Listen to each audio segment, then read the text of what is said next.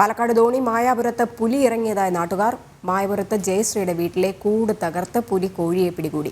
വനംവകുപ്പ് ഉദ്യോഗസ്ഥർ സംഭവ സ്ഥലത്തെത്തി. അരുണാലത്തൂർ ചേരുന്നുണ്ട്. അരുൺ, ചെറിയൊരു ഇടവേളയ്ക്ക് ശേഷം ധോണിയിൽ വീണ്ടും വന്യമൃഗശല്യം രൂക്ഷമാകുന്ന ഒരു സാഹചര്യം തന്നെയല്ലേ?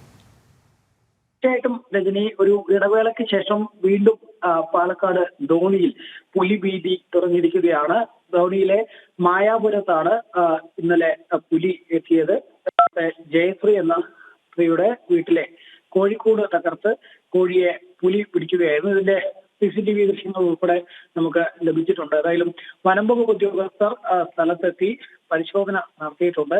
ഈ മേഖലയിൽ നേരത്തെയും സമാന രീതിയിൽ ഈ കോഴിയെ പിടിക്കുന്നതിനും മറ്റുമായി പുലി വരുന്ന ഒരു സ്ഥിതി ഇതിനു മുമ്പ് പലതവണ ഉണ്ടായിട്ടുണ്ട്. അന്നൊക്കെ ഈ കൂട് സ്ഥാപിച്ചുകൊണ്ട് പുലിയെ പിടിക്കാനുള്ള നീക്കങ്ങൾ വനംവകുപ്പ് നടത്തിയെങ്കിലും അതൊന്നും പിടികൂടാൻ കഴിഞ്ഞിരുന്നില്ല. ഏതായാലും ഒരു ഇടവേളയ്ക്ക് ശേഷം വീണ്ടും ഈ ജനവാസ മേഖലയിലേക്ക് പുലി എത്തുമ്പോൾ ജനങ്ങൾ വലിയ ആശങ്കയിലാണ്, വലിയ ഭീതിയിലാണ്. മാത്രമല്ല ധോണിയിൽ തന്നെ കുങ്കി ആനയെ കാട്ടാൻ ആക്രമിക്കുന്ന ഒരു സാഹചര്യവും ഉണ്ടായിട്ടുണ്ട്. അതുകൊണ്ട് തന്നെ പ്രദേശത്ത് ഈ വന്യജീവി ശല്യം ഇങ്ങനെ രൂക്ഷമാവുന്ന സ്ഥിതിയാണ് എന്നുള്ളതാണ് നാട്ടുകാർ പറയുന്നത്.